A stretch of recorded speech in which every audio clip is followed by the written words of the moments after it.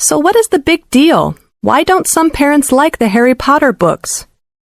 Well, they feel that witchcraft, casting spells, and learning magic is from the devil and therefore evil. But Harry is a good wizard. But he's still a wizard. Parents who have strong values, particularly religious values, do not want their children reading about other children doing things that they consider evil. And the books have influenced children. It is reported all around the world that kids are checking out books on witchcraft, making spells, potions, curses, etc. And there are even real schools sprouting up where children can go to learn about witchcraft. It is exactly these trends that many parents are afraid of. Oh, I see. So religious parents think that these books are putting forth a religion or worldview that is contrary to theirs. But what can they do? Nothing other than keeping their own children from reading the books, watching the movies and buying the merchandise. It's hard to do, but any attempt to ban the books would fail dismally. Freedom of choice has taken the place of the censorship that so often occurred throughout history. Good morning. My name is Mary Goodman, and I'm here to talk about hotel security. I've been running my own private hotel security company for the past 5.5 years in New York. When traveling on business or pleasure, it may become necessary to stay overnight in a hotel or motel. Your hotel room becomes your home for the night. It is important to give some thought about security planning. The cost of the hotel room is not always the best predictor of how safe the room will be. There are a few security rules that should apply to any hotel room you rent. Remember, your room is the most likely place for a crime to take place, rather than the more public areas of the hotel. Upper floors are safer from crime, but worse for fire rescue. Emergency rescue is best below the 5th floor. I compromise by picking a modern, fire-safe hotel and always request a room on an upper floor to reduce crime exposure. In a high-rise building, rooms above the 5th floor are usually safer from crime than those below because of lesser accessibility and ease of escape. Also, rooms not adjacent to fire stairs are safer from room invaders because they use them for escape. Criminals do not want to be trapped on an upper floor inside a high-rise hotel.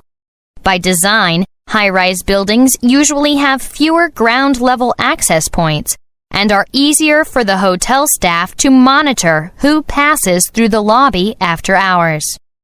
However, door security is the most important thing to remember when staying at a hotel. The majority of hotel crime occurs because of one of two reasons. First, people do not lock doors when they go out. This is the simplest mistake to avoid. The second reason is that people do not check identities before opening their room doors. The room door should have a peephole so you can view who is at the door before opening. Do not open your door to someone who knocks unannounced. Some criminals will pretend to be a bellman, room service, maintenance, or even hotel security to get into your room. Call the front desk to confirm their status and only open the door if you requested the service. Door chains or swing bars are unreliable security devices. Teach your children not to open the door of any hotel room without knowing the person on the other side and without your permission.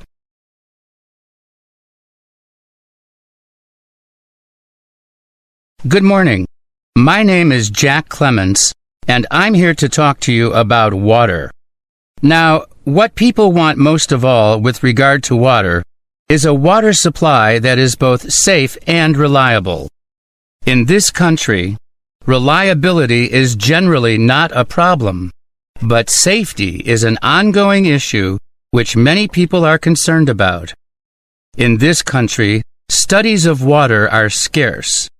If you are worried about drinking water contaminants, what should you know? Well, the first thing to realize is that drinking water, including bottled water, may reasonably be expected to contain at least small amounts of some contaminants. As long as they occur below set standards, they don't pose a significant threat to health. For more information about a specific contaminant, see our fact sheets on drinking water contaminants. Let me just take a minute to show you how people use water. This chart shows household water use. As you can see, drinking only consumes a small proportion of water in households. The two biggest uses are washing and waste disposal. Washing includes personal hygiene, clothes, and general household cleaning. Amongst these three, clothes use the most, thanks to modern washing machines, which consume far more water than would be consumed by hand washing. So, my first piece of advice to people who want to reduce their water consumption is to reduce amount of times they use a washing machine. The waste disposal category refers almost entirely to toilets. Most toilets now have short and long flush options. If you don't have such a toilet now, I'd recommend this as another effective way of reducing the amount of water you use in your household. Drinking water can come from either groundwater sources, via wells, or from surface water sources, such as rivers. Nationally, 80% of water systems use a groundwater source, but 66% of people are served by a water system that uses surface water. This is because large metropolitan areas tend to rely on surface water, whereas small and rural areas tend to rely on groundwater. In addition, 10 to 20% of people have their own private well for drinking water. To find the source of your drinking water, check your annual water quality report or call your water supplier. You might be surprised to hear that the purest water comes from rivers, creeks, and lakes. In theory, rainwater should be, but it is contaminated by pollution as it falls through the atmosphere. Bottled water is not necessarily safer than your tap water. Bottled water and tap water are both safe to drink if they meet national standards. Some bottled water is treated more than tap water, while some is treated less or not treated at all. Bottled water costs much more than tap water. However, it is valuable in emergency situations, such as floods and earthquakes. And high-quality bottled water may be a desirable option for people with weakened immune systems. Consumers who choose to purchase bottled water should carefully read its label to understand what they are buying, whether it is a better taste or a certain method of treatment.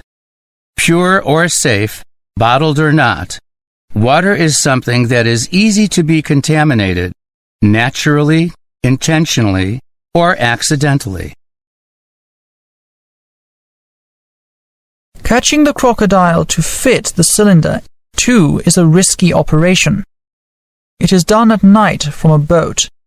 We drift quietly among the crocodiles, and the one selected according to size is blinded with a strong spotlight.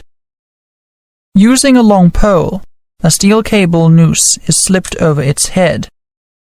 The crocodile dives down, tightening the noose around its head and dislodging the cable from the pole.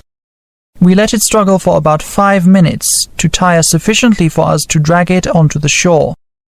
The first priority is to get its head under control and to tie its jaws shut. We also tie the feet. It takes at least 4 people to do the job. The important thing is not to get head-butted or hit by its tail, especially when it is pulled from the water. We don't use a tranquilizer. We don't want to risk the crocodile getting attacked by others while recovering from sedation. 4 holes are drilled into the bony scales behind the head, and surgical steel wire is used to attach the cylinder. It takes about 10 minutes to complete the operation. and for the crocodile to be set free again. The GPS operates from a battery which will give 5 readings a day for 2 years. To save power, only switches on when sending and receiving information at set times. The unit also has an onboard logger that can store 2,000 position readings. Therefore, no readings are lost while the crocodile is out of range. I'm often asked how much aging affects hearing. The answer is that hearing sensitivity declines as people become older. This medical condition is called presbycusis. Again, just like noise-induced hearing loss, everyone is not affected equally. Age-related hearing loss adds to noise-induced hearing loss. Hearing ability may continue to worsen even after a person stops work in a noisy environment. Aside from aging, what are some other causes of hearing loss? Noise affects the hearing organs. The cochlea in the inner ear. That is why noise-induced hearing loss is a sensory neural type of hearing loss. Certain medications and diseases may also cause damage to the inner ear, resulting in hearing loss as well. Generally, it is not possible to distinguish sensory neural hearing loss caused by exposure to noise from sensory neural hearing loss due to other causes. Medical judgment in such cases is based on the noise exposure history.